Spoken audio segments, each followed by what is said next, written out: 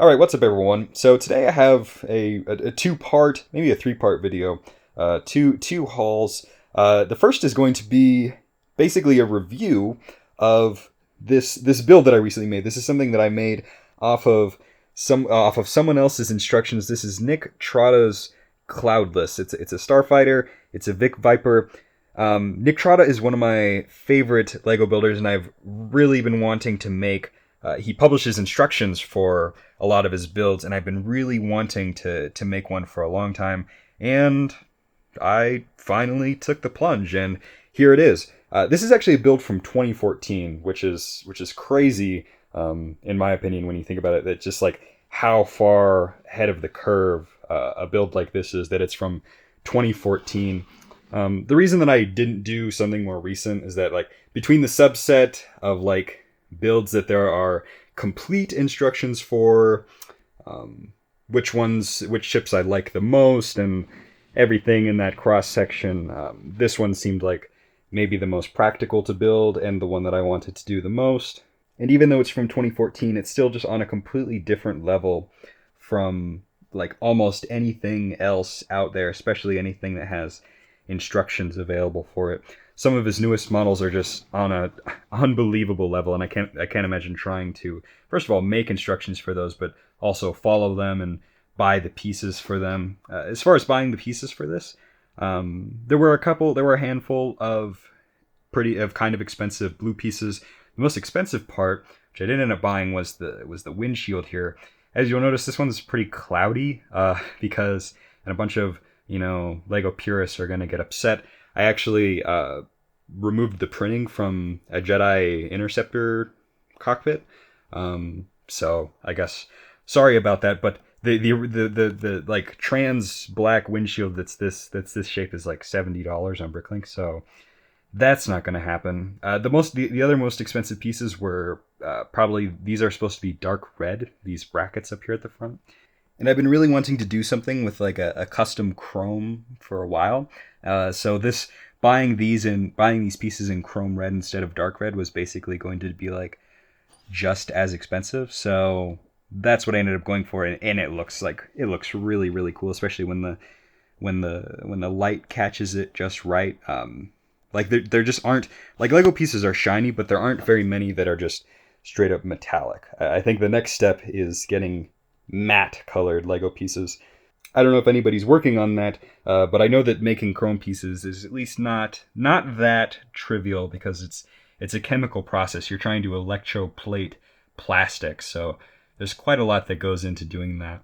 I didn't make too many changes. I made like changes probably under like 10 total pieces of just like random things that I decided to swap for really no good reason, or just add for no good reason.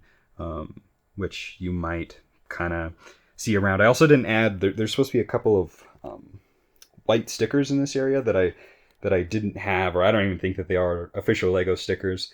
But I did add some stickers that I just already had in my collection. I think at some point maybe I'll order some. But so all the stickers I just kind of randomly chose because I happen to have them. I've kind of had this theory for a while that, like, building models from, builders that you admire is like the super quick life hack to getting good at building, and I'm pretty sure that that's true after building this model, because you just learn so much. You can see so much of the design process in the build. It totally comes together in like many different modules. For example, I can pull out this intake piece here, and it slots in pretty easy, and there's just a tremendous amount of that throughout the entire design. It's a really satisfying build process at the end. It's like putting together like the second layer abstraction of Lego.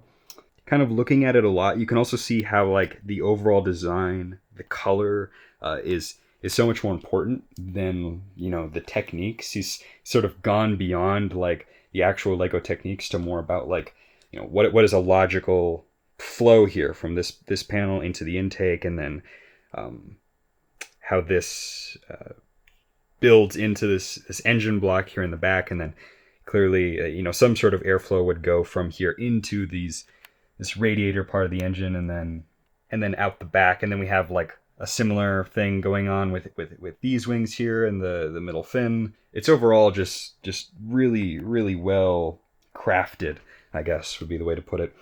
The stand is my own design. It's probably the weakest part. I would probably redo the stand to make it less square, but there is a little design in there.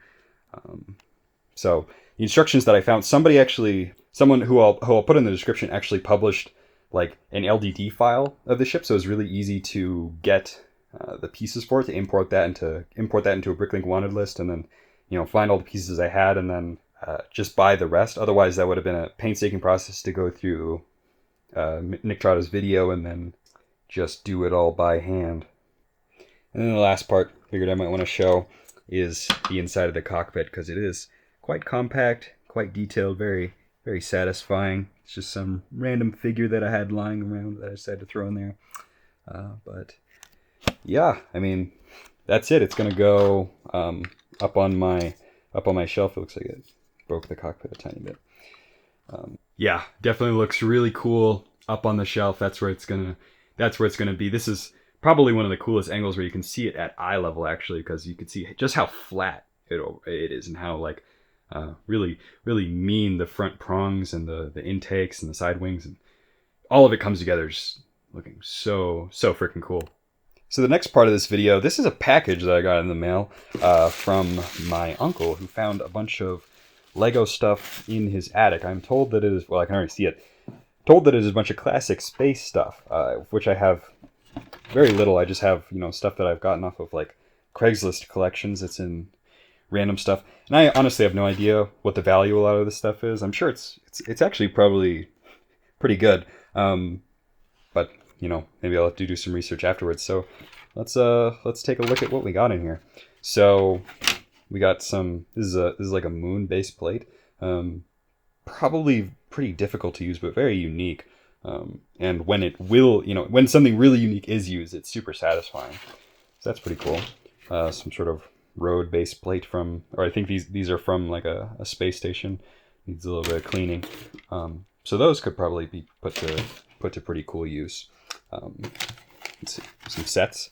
Okay, so this is an empty box. I'm assuming maybe the set is one of these bags. Definitely looks old. I know a lot of people freak out over this stuff. I don't have any of the nostalgia, so it doesn't really do that much for me. But looks like some stuff kind of spilled out. So this looks like that's that other set down there. So looks like we got all the pieces. I didn't know there was. I mean, that's pretty. I wonder if that's actually part of the set, that American flag. That was an addition by the previous owner.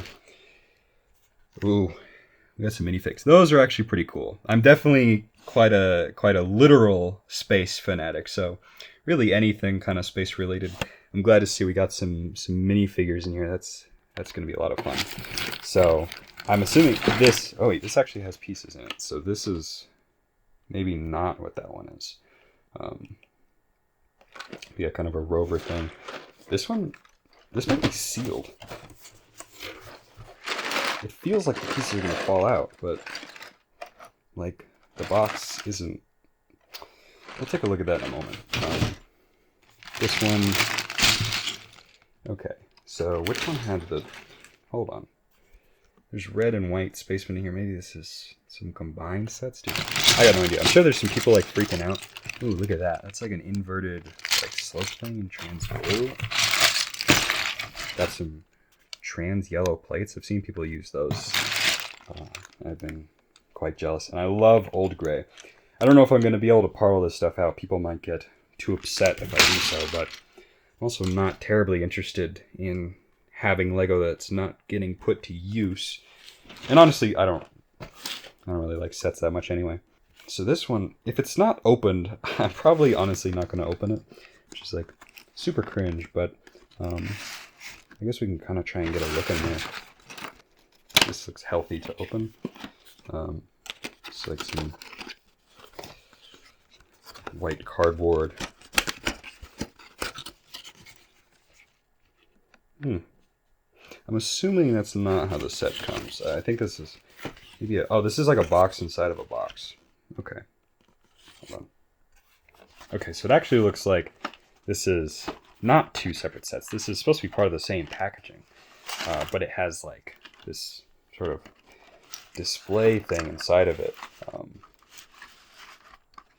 And yeah, so this is not the original. This is obviously not sealed or original, but this looks like, oh no, this is definitely a different set because there's a different colored spaceman, at least. But this probably includes some of the other stuff that's in these other things. But yeah, that's gonna be, this might be fun. So we can get a look at what's going on in here. Lots of spacemen. Maybe I'll have to do something with all these spacemen. There's no way. And I'll have to do something with all the old gray. A lot of people are haters of old gray. We don't gotta listen to them. And then finally, I mentioned this would maybe be a 3-part video. So I never made a video about these. These are the Westar 35 blaster pistols that I made for the Rebel Lug Blaster collab, which was, I don't know, maybe almost a year ago now. That's actually really crazy if it was a year ago. I've got no idea. But yeah, they came out really cool. I mean, instructions for them, they are a little bit delicate. I wouldn't shake them much more past this.